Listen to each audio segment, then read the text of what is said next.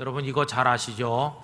태정, 태세, 문단세, 예, 성, 연, 중, 인, 명선. 이거 아십니까? 모르십니까? 그거 잘 아실 거예요. 그게 뭡니까? 조선시대 왕들의 계보를 그 첫 글자를 따서 이렇게 외우는 겁니다. 그래서 태조 임금이 조선을 세우고, 그 다음에 정종, 그 다음에 태종, 그 다음에 세종, 그리고 문종, 그리고 불쌍한 단종, 그리고 수양대군 그 세조, 이런 식으로 쭉 외워왔습니다. 참 골치 아픈 왕들의 계보를 우리 달달 외우면서 조선의 역사를 공부한 적이 있습니다. 조선의 역사를 우리에게 가장 잘 보여주는 교과서 같은 자료가 있다면 두말할 것도 없이 조선 왕조실록이라고 생각이 됩니다. 우리 선조들이 왕들의 이야기를 적어 놓은 것은 정말 대단한 일이라고 생각이 됩니다. 그러니까 조선의 역사를 공부하는 사람은 이 조선 왕조실록이 아주 기본적으로 중요한 자료가 될 것입니다. 그런데 여러분, 이 조선 왕조실록은 치명적인 약점을 가지고 있습니다. 그것은 무엇이냐면 그것만 봐가지고는 조선의 역사를 정확히 파악하기가 어렵다는 것입니다. 그 이유가 뭘까요? 그 이유는 이름 그대로 왕들의 이야기를 중심으로 했기 때문에 그렇습니다. 조선이란 나라는 왕만 가지고 구성된 나라는 아니지 않습니까? 수많은 백성들이 있었는데 이 왕조실록에는 백성들의 이야기는 나와 있지 않습니다. 일반 백성들이 어떻게 살았는지, 백성들은 어떤 사상을 가지고 어떤 아이디어를 가지고 살았는지, 그들이 자신들의 삶을 개혁하기 위해서 어떤 꿈을 꾸며 어떤 노력을 기울였는지, 너무도 소중한 것들이 거긴 하나도 나타나 있지 않다는 것입니다. 여러분, 많은 사람들은 역사라고 하는 것 자체가 강한 자들의 소유물인 것처럼 생각합니다. 강자가 만들고 강자가 기록하는 게 역사다, 이런 생각을 해왔습니다. 그러나 사람들의 생각이 이젠 많이 달라지는 것 같습니다. 그렇지 않다. 실제로 역사의 주체는 몇몇 엘리트 그룹들이 아니고 그 백성들 전체가 역사의 주체였다. 그렇다고 한다면 잊혀진 사람들의 역사를 발굴해내야 될 것이 아닌가 하는 생각들을 가지게 된 것이죠. 그래서 요즘에는요, 잊혀진 사람들의 역사를 추적하는 작업이 굉장히 활발하게 이루어지고 있는데, 예를 들면 조선시대에 한 축이 되었던 기생들, 남자들의 놀이객감 정도로나 생각됐던 이 기생들이 어떻게 정보, 교통, 교환의 수단이 됐는지, 이 기생들이 어떻게 또 저간에서 여론을 형성했는지, 그 기생들의 삶을 통해서 조선 사회를 들여다보기도 하고, 심지어는 주먹을 쓰던 건달들, 조선 건달들의 삶을 통해서 조선이라는 사회가 어떤 사회였는지, 아니면 농사를 기본으로 했던 사회였기 때문에 농업 기술이 어떻게 발전돼 왔는지, 뭐 그런 것들을 이제 추적하는 역사 연구들이 많이 쏟아져 나오고 있습니다. 여러분, 이렇게 말해놓고 보면요, 역사가 두 가지가 있는 것 같습니다. 하나는 강한 자들의 역사, 하나는 약자들의 역사. 강자의 역사는 자신들이 어떻게 사회적 엘리트가 돼서 강자가 될 수 있었는지, 어떻게 그걸 빼앗기지 않고 지키기 위해서 노력해 가는지, 그리고 때로 어떻게 약자들을 억압하고 눌러왔는지, 그런 내용이 담겨 있고, 반면에 약자들의 역사에는 어떻게 자신들이 연약한 자로 전락했는지, 그리고 얼마나 많은 수탈과 억압을 당했는지, 그리고 그것을 극복하기 위해서 어떤 조직적인 운동을 했으며 노력을 하고 투쟁을 해왔는지, 이제 그런 것들을 다루고 있다고 말할 수가 있을 것입니다. 여러분, 세상의 역사가 강자의 역사가 있고 약자의 역사가 있다고 할 때, 그렇다고 한다면 우리 아버지 하나님께서는 어느 쪽 역사에 더 관심을 많이 가지고 계시다고 생각하십니까? 사무엘 상하든지 열왕기 상하, 역대 상하 말씀을 읽어보면 숱한 왕들의 이야기가 쫙 나오고 있습니다. 마치 조선 왕조실록을 보는 것 같은 느낌을 받을 정도로 왕들의 이야기가 집중되어 있죠. 그래서 언뜻 생각하면 하나님께서도 강자의 역사에 관심이 많으신 분이 아니신가 하는 생각을 가지게 되기도 합니다. 그러나 우리가 성경을 조금 더 심층적으로 읽으면 결코 그렇지 않다는 것을 알게 됩니다. 여러분, 하나님은 강자의 하나님도 아니시고 약자들만의 하나님도 아니십니다. 하나님은 대단히 공정하신 분이십니다. 열왕기 상하, 역대상하를 읽으면서 느끼는 것은 하나님께서 왕들을 무조건 추켜 세워주시지 않았다는 것을 알게 되고, 오히려 하나님은 악한 왕들을 굉장히 신랄하게 꾸짖고 책망하셨다는 것을 발견하게 됩니다. 그래서 하나님은 선량한 강자들은 칭찬하신 반면 악한 강자들은 사정없이 심판대에 내치신 것을 발견하게 된다는 것입니다. 여러분, 그러면 하나님은 무조건 약한 자들에게는 같은 편이 되어주셨느냐? 그것도 아닙니다. 그 연약한 일반 백성들이 권력층과 부하내동에서 함께 우상을 숭배하고 함께 타락했을 때 그 백성들도 똑같이 하나님은 종아리를 때리시고 꾸중하셨다는 것을 보게 됩니다. 그래서 여러분, 하나님은 강자들의 역사도 아니고 약자들의 역사도 아니고 하나님께서는 당신의 뜻을 따른 정의의 역사를 세워가시는 분이라는 것을 깨닫게 됩니다. 하나님의 나라는 강자들이 들어가는 나라도 아니요 약자들이 들어가는 나라도 아닙니다. 하나님의 나라에 들어가고 나오는 모든 것이 그가 강한가 약한가에 달려있는 게 아닙니다. 하나님의 나라는 약하든 강하든 상관없이 그 마음에 하나님을 향한 참된 믿음을 가지고 하나님의 뜻을 따라 신실하게 살려고 노력하는 사람들의 나라라는 사실을 깨닫게 됩니다. 여러분, 그러므로 지금 저나 여러분들이 얼마나 강한지 약한지 이런 우리의 모습 때문에 스트레스를 받거나 위축되거나 우쭐할 필요가 하나도 없습니다. 그건 중요한 문제가 아닙니다. 정말로 중요한 것은 우리 속에 참 믿음이 있는가, 그리고 우리가 하나님의 뜻을 따라 바르게 살고자 노력하고 있는가 하는 것만이 중요한 줄로 믿습니다. 여러분, 그런 면에서 하나님의 마음에 합한 성도들이 될 수 있기를 간절히 기원합니다. 그런데 여러분, 역사 과정을 일반적으로 훑어보면 강한 자와 약한 자 중에서 누가 더 많은 악을 행했을까 이렇게 질문한다면 아무래도 강자들의 죄악이 더 크다는 생각이 듭니다. 왜냐하면요, 이 사람들이 악을 행할 때 거칠 것이 없어요.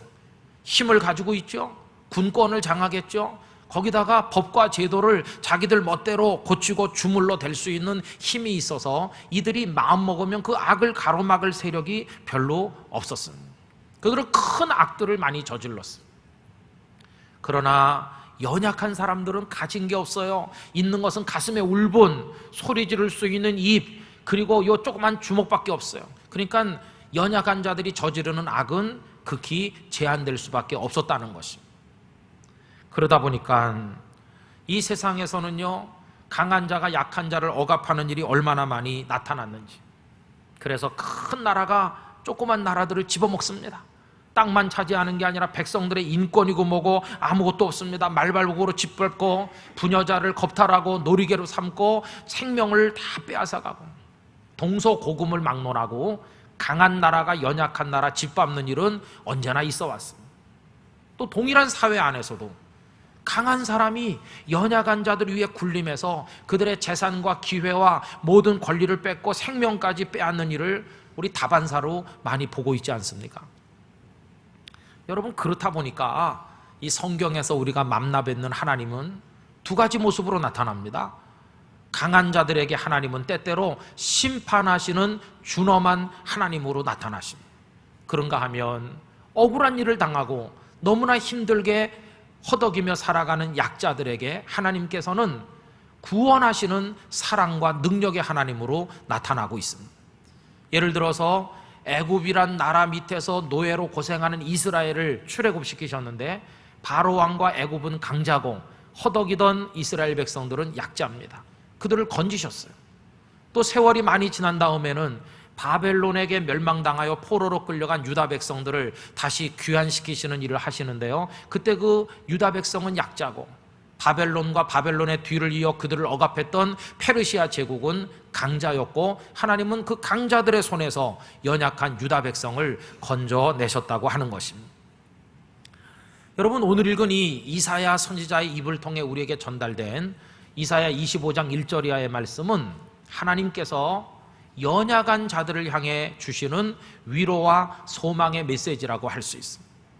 그 약자의 입장에서 오늘 말씀을 읽을 때 우리에게 큰 힘이 되고 위로가 됩니다. 오늘 본문은 어떻게 시작되고 있느냐 하면 그 하나님께 영광과 찬송을 돌리는 내용으로부터 시작이 되고 있습니다. 여러분 본문 1절을 되돌아가서 한번 보시기 바랍니다.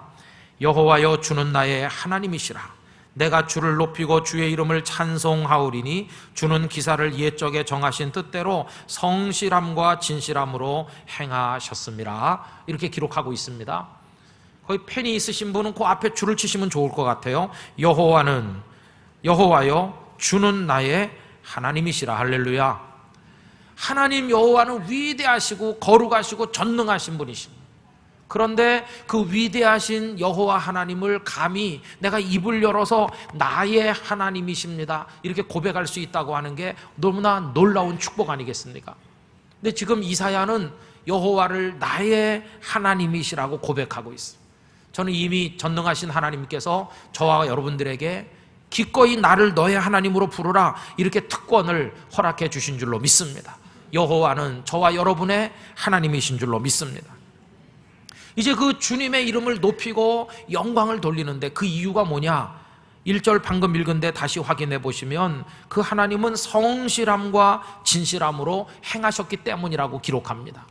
여러분, 세상 인심은 아주 야박합니다. 힘 있는 사람에게는 한없이 친절하고 특혜를 베풀어주고 연약한 사람은 함부로 대하고 거칠게 대하는 게 세상의 인심입니다. 그런데 우리 여호와 하나님은 어떤 분이신가? 그 사람이 연약할지라도 성실함과 진실함으로 끝까지 대해주시는 분이 그분이시라고 오늘 말씀하고 있습니다. 더군다나 그분은 옛적에 정하신 뜻대로 그렇게 하신다는 겁니다. 이미 오래전에 당신의 뜻이 정해져 있어요. 당장 눈앞의 이익을 따라서 하루에도 수십 번 입장을 바꾸는 간사한 인간들과는 다릅니다. 하나님은 영원 전부터 정하신 뜻을 따라 성실함과 진실함으로 대하신다는 겁니다. 그럼 영원 전부터 정하신 뜻이 뭐냐? 눈앞의 이익이 아니라 하나님은 공평과 정의라고 하는 뜻을 따라서 우리를 대해 주시고 계시다는 것입니다. 그래서 하나님은 악한 자, 강하지만 악한 자 그들을 가차없이 심판하시고 연약한 이들을 건져 구원하신다는 겁니다. 그럼 어떻게 하시는가? 여러분 2절 말씀 다 같이 한번 읽어봅시다. 주께서 성읍을 돌무더기로 만드시며 견고한 성읍을 황폐하게 하시며 외인의 궁성을 성읍이 되지 못하게 하사 영원히 건설되지 못하게 하셨으므로 이렇게 기록했죠. 여기 성읍이라고 나오는데 성읍은 힘 있는 사람들이 자신들의 안전을 위해서 성곽을 높고 견고하게 뺑 둘러 쳐놓은 그런 거주지를 말하는 것입니다.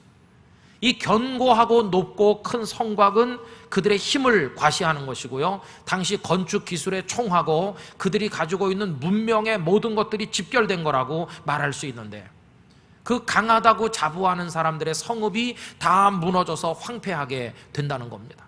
외인의 궁성이 성읍이 되지 못하게 하신다. 여기 외인이라고 번역된 단어는 힘있고 그 대신 악한 이방 나라를 가리키는 겁니다.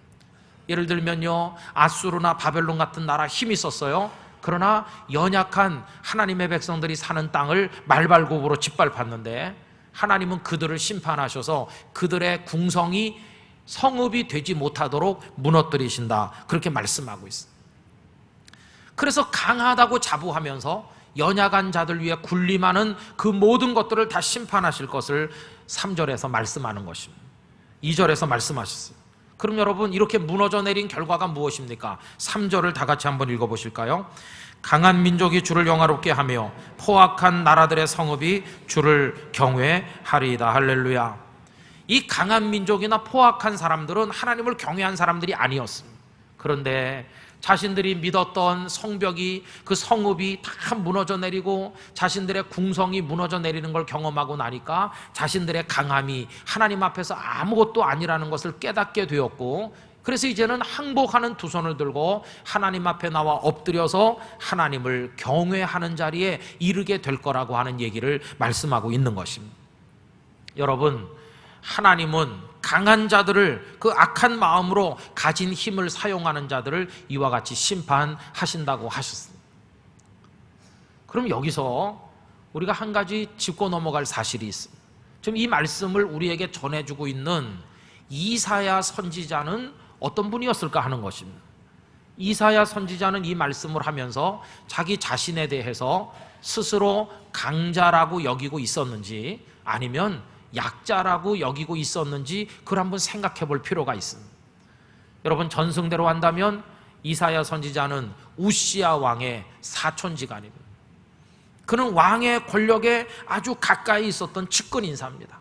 왕의 권력을 나누어 누리던 사람이었습니다. 그는 강자로서 떵떵거리고 살았기 때문에 연약한 자들의 고통이 뭔지를 모르는 사람이었습니다. 그런데 어느 날 상황이 바뀌었습니다. 그렇게 자신의 삶을 지탱해 주던 최대 절대 권력자였던 이 우시야 왕이 죽게 됐습니다. 우시야 왕이 죽자 모든 상황이 하루아침에 바뀌게 됐습니다. 여러분, 그가 하나님의 사람으로 선지자로 소명을 받은 것이 그가 권력의 맛에 도취되어 있었을 때인가? 아닙니다. 우시야 왕이 죽었을 때 그동안 의지하고 믿고 살았던 그 모든 게 하루아침에 와르르 무너진 그 이후에 비로소 그는 눈이 열려서 하나님을 뵙게 됐고 하나님의 선지자로 부름을 받게 된다는 겁니다. 여러분, 이 내용이 이사야 6장 1절 이하에 나와 있는데 한번 읽어보도록 하겠습니다. 우시야 왕이 죽던 해에 내가 본즉 주께서 높이 들린 보좌에 앉으셨는데 그의 옷자락은 성전에 가득하였고 스랍들이 모시고 섰는데 각기 6 날개가 있어 그 둘로는 자기의 얼굴을 가리었고 그 둘로는 자기의 발을 가리었고 그 둘로는 날며 서로 불러 이르되 거룩하다 거룩하다 거룩하다 만군의 여호와여 그의 영광이 온 땅에 충만하도다 하더라. 전에는 그 눈으로 우시야 왕을 바라봤어요. 우시야 왕이여 영원하라. 우시야 왕의 권력이 내 인생의 전부였어요. 그러나 우시야가 죽고 나니까 눈이 하나님을 향해 열리게 됐어요. 이제는 우시야 왕의 보좌를 바라보는 게 아니라 하나님의 보좌를 바라보게 됐어요. 근데 얼마나 영광스러운지 스랍들이 노래하는데 거룩하다 거룩하다 거룩하다. 여러분, 저도 눈이 열려서 여러분들도 눈이 열려서 우리도 하나님의 보좌를 뵙는 영적 체험을 가지게 되기를 소원합니다. 하나님의 거룩하심을 보고 난 이후에 그가 보인 반응이 뭡니까? 그 반응은 가히 충격적입니다. 여러분, 5절에 그는 이렇게 고백했습니다. 그때에 내가 말하되 화로다 나여 망하게 되었도다. 하나님을 뵙고 나니까 살게 된 게 아니라 망하게 됐다고. 그 이유가 뭡니까? 나는 입술이 부정한 사람이요 나는 입술이 부정한 백성 중에 거하면서 만군의 여호와이신 왕을 배웠음이로다 하였더라. 거룩하신 그분을 뵙고 나니까 고개를 들 수 없어요.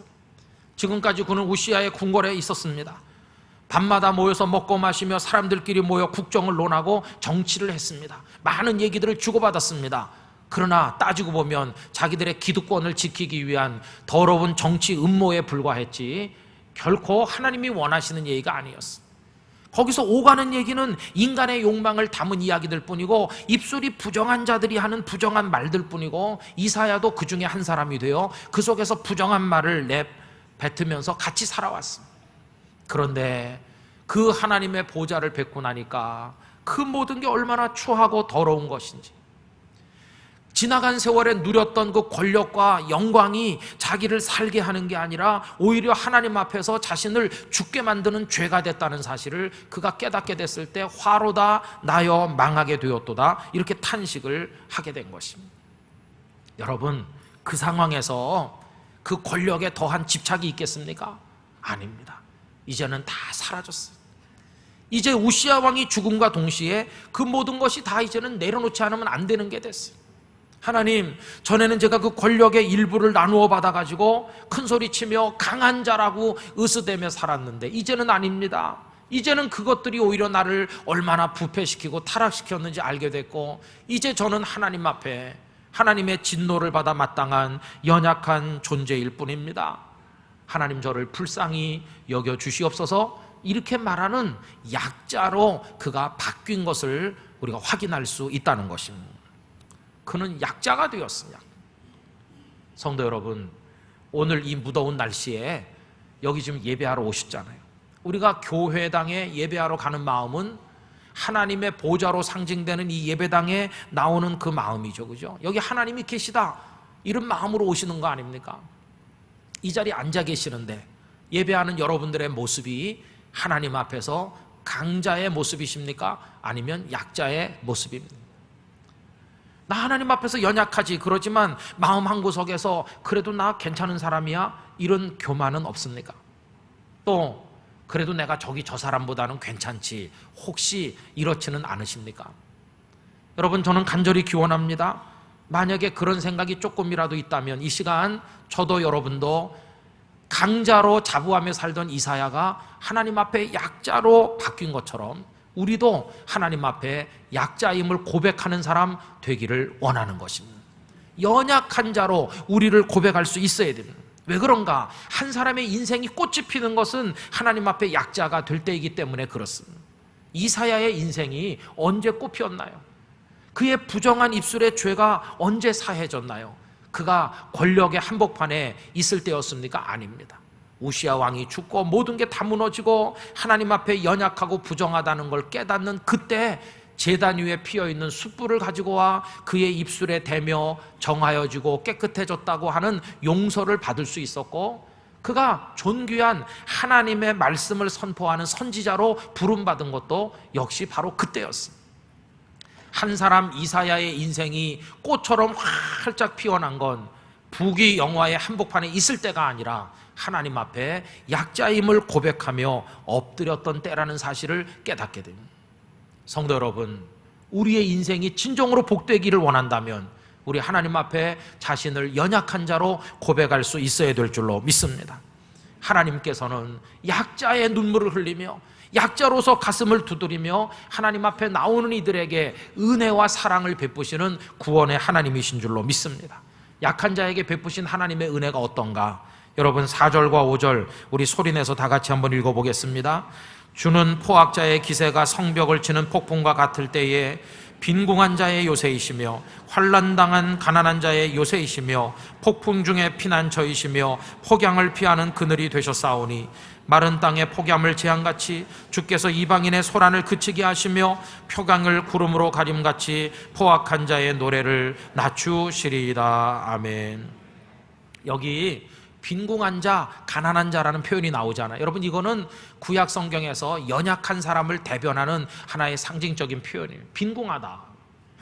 특별히 빈궁하다는 요 말로 번역된 히브리어 단어는요, 도저히 혼자 힘으로 못 살아서 어떤 강한 존재에게 매달려 살아가지 않으면 안 되는 자라는 뜻을 가지고 있어요. 세상의 약자가 살아가는 방식이 어떻습니까? 부자의 밥상 밑에 무릎 꿇고 앉아 있는 거예요. 부자의 밥상에서 떨어지는 부스럭이라도 먹어야 약자가 살 수 있는 것이. 자존심이 너무 상해요. 그리고 비굴한 것을 느껴요. 굴종할 때마다 얼마나 죽고 싶은지 몰라요. 그래도 살려면 그 강한 자의 팔소매를 붙들고 매달리는 것이. 그 사람의 기분에 따라서 내 기분도 왔다 갔다 해요. 그래도 어쩔 수 없이 매달려 있어요. 이게 빈궁한 자의 처참한 모습이에요. 사회 구조가 그렇게 돼 있을 때가 많아요. 그러나 여러분, 오늘 하나님 앞에 살아가는 약자들은 더 이상 그런 데 매달려 있을 필요가 없어요. 왜냐하면 세상의 강자들의 힘을 다 합친 것보다 천배 만배 강하신 전능하신 여호와 하나님께서 약한 자들의 힘이 되시고 위로가 되시고 의지가 되셔서 우리들에게 다가오시기 때문인 것입니다. 이제는 세상의 강자들에게 매달릴 것이 아니라 우리 전능하신 하나님을 의지해야 될 줄로 믿습니다. 그 하나님이 어떻게 하십니까? 폭양과 폭풍 속에서 우리를 지키시고 그늘이 되신다고 말씀하고 있죠. 여러분, 여기 폭풍이라고 번역된 단어하고 폭양이라고 번역된 게 정반대입니다. 이 폭풍이라는 것은요, 모래 사망밖에 없는 그런 곳에 갑자기 땅속에서 물이 막 솟아나오고 하늘에서 비가 갑자기 쏟아져서 갑작스럽게 홍수가 일어나는 상황을 묘사하는 것입니다. 모래 토양이기 때문에 허약한데 갑자기 탕수가 불어나고 확 쓸고 내려가면 모래가 다 쓸려 내려가면서 다 무너질 것입니다. 그게 폭풍이라고 번역된 뜻입니다. 폭양은 뭔가? 이건 정반대입니다. 바싹 말라서 한 방울 물도 없는 상태가 여기 폭염이라고 번역됐어요. 그러니까 급작스럽게 주체할 수 없는 홍수가 쓸어가듯 하는 상황에 있을지라도 혹은 반대로 물 한 방울이 없어서 바싹바싹 다 갈라 말라 터지는 것과 같은 상황에 있을 때라도 연약한 자들이 하나님 앞에 부르짖고 나올 때 하나님께서는 그들에게 그늘이 되어 주시기도 하고 그들을 건지시는 피난처 요새가 되시기도 한다는 것입니다. 여러분, 성경은 연약한 자들을 붙드시는 하나님의 은혜의 이야기로 꽉 차 있습니다. 뭐 다 이루 말할 수가 없이 많죠. 사르밧 과부 한 중 가루밖에 없어서 그거 먹고 죽을 판인데 하나님께서 이 엘리야를 보내가지고요, 그 집에 가루와 기름이 떨어지지 않게 하셨어요. 아수르 군대에 의해서 18만 5천 명의 대군에 의해 겹겹이 포위당한 그 예루살렘, 그 히스기야 왕의 옷을 벗고 베옷을 입은 연약한 왕이 돼서 하나님 앞에 티끌을 무릅쓰고 나가 눈물로 부르짖을 때 그 연약한 왕의 초라한 그 모습을 보시고 그 눈물의 기도를 들으신 하나님, 당신의 사자를 보내 아수르 군대를 다 진멸하시니 예루살렘이 구원받게 되지 않았어요. 혈루증으로 12해를 앓았지만 병은 깊어가고 돈은 다 탕진해서 가난하게 되니 불쌍한 여자, 예수님의 옷자락에라도 손을 내밀러 그 옷자락을 건드리게 됐을 때 그 파리하고 앙상하게 뼈만 남았을 그 여인의 떨리는 그 손끝, 이게 주님의 옷자락에 닿을 때 주님은 그 여인을 치료해 주시죠. 여러분, 성경 속에 연약한 자들을 신원하시고 불쌍히 여겨서 구원하시는 하나님, 우리 주님의 이야기가 얼마나 많이 나와 있는지 몰라요. 여러분, 그 성경에 나와 있는 약자들을 구원하시는 그 이야기의 그 다음 이야기를 여러분들의 이야기로 채워나가게 되기를 원합니다. 우리 다 약하잖아요. 나도 하나님을 향해 손을 내밀었습니다. 나도 하나님의 보좌 앞에 나가 엎드렸습니다. 나도 내 눈에 흐르는 눈물을 주체할 수 없어서 이 연약한 내 가슴을 두드리면서 하나님 앞에 나갔더니 하나님께서 나를 건져 주셨습니다. 할렐루야. 이런 고백을 여러분들이 가지고 살아가게 되시기를 기원하는 것입니다. 그래서 하나님의 집에는요, 스스로 강하다고 생각하면서 하나님의 도움 따위는 필요 없다고 여기는 사람들이 앉을 자리가 없습니다. 약한 자를 위해 준비하신 은혜의 자리인 줄로 분명히 믿습니다. 더군다나 오늘 본문 말씀은 그 하나님께서 연약한 자들을 위해서 잔치를 여신다는 이야기에서 절정에 도달하게 됩니다. 여러분, 잔치라고 하는 것은요, 힘 있는 사람들의 것입니다. 연약한 사람, 가진 게 없는 사람, 하루 세 끼 목구멍에 풀칠도 못하는 사람이 무슨 파티를 열고 잔치를 하겠습니까? 그런데 하나님께서 그들을 위해 잔치를 열어주신다. 여러분, 6절로 8절까지 우리 다 같이 읽어보도록 합시다. 만군의 여호와께서 이 산에서 만민을 위하여 기름진 것과 오래 저장하였던 포도주로 연회를 베푸시리니 곧 골수가 가득한 기름진 것과 오래 저장하였던 맑은 포도주로 하실 것이며 또 이 산에서 모든 민족의 얼굴을 가린 가리개와 열방 위에 덮인 덮개를 제하시며 사망을 영원히 멸하실 것이라. 주 여호와께서 모든 얼굴에서 눈물을 씻기시며 자기 백성의 수치를 온 천하에서 제하시리라. 여호와께서 이같이 말씀하셨느니라. 할렐루야. 얼마나 놀라운 말씀인지 몰라요. 여러분, 하나님께서는요, 잔치하시는 분이세요. 성경에 잔치하는 하나님의 이미지가 여러 군데 나옵니다. 예수님의 비유, 혼인잔치와 같다고 천국을 그렇게 말씀하셨죠. 혼인잔치를 열고 사람들을 초청하는 이야기 예수님 하셨어요. 우리 하나님은 우리를 위해 잔치를 여시는 분이세요. 하나님은 최고의 메뉴로 준비하실 것입니다. 오늘 본문대로 하면 기름진 것과 오래 묵은 포도주로 차리신다. 가장 좋은 것들로 먹여주신다는 거예요. 그뿐이 아니라 민족들을 덮었던 그 가리개, 그리고 열방 위에 덮여있는 그 덮개, 그걸 제하신다. 여러분, 이게 뭐냐 하면 하나님 앞에 나오고 싶은데 그거 뭔가가 가려져 가지고 장애물이 됐던 거, 하나님을 알고 싶은데 깨닫지 못하게 그들에게 덮여있던 것들을 다 제거하셔서 하나님을 사모하는 모든 자가 하나님의 보좌 앞으로 나올 수 있게 하신다고 하는 걸 말씀하고 있습니다. 그리고 결정적인 것은 뭐냐 하면 사망을 영원히 멸하실 것이라. 사망이 사망하도록 하신다는 것입니다. 죽음을 멸하시는 거예요. 여러분, 드라마나 뭐 영화 같은 데 보면 힘센 사람이 연약한 사람을 협박하는 방법이 뭡니까? 너 까불면 죽어. 이렇게 죽음으로 위협하는 거예요. 죽음의 위협 앞에서 벌벌 떨었어요. 사망의 권세 앞에 약자들은 다 벌벌 떨어요. 그런데 하나님께서 사망을 영원히 멸하신다고. 하나님의 잔치상, 하나님의 식탁은 죽음의 위협이 있는 저 끄트머리 앉아 떨어지는 부스러기나 받아먹으며 굴욕을 느끼는 그런 식탁이 아니라 하나님 앞에서 기쁨과 감사로 누구든지 배불리 먹고 마시는 축복의 식탁이 되는 줄로 믿습니다. 여러분이 하나님의 잔치가 어디서 열립니까? 오늘 6절에 보면 이 산에서라고 말하고 있어요. 이 산이 어떤 산일까요? 지난주일 낮예배 말씀을 생각하시면 기억나실 것입니다. 하나님의 산 시온산을 말하는 것이죠. 시온산은 무엇을 상징합니까? 우리가 살아있는 이 땅에서는 하나님의 이름을 두시기로 약속하신 주님의 교회인 줄로 믿습니다.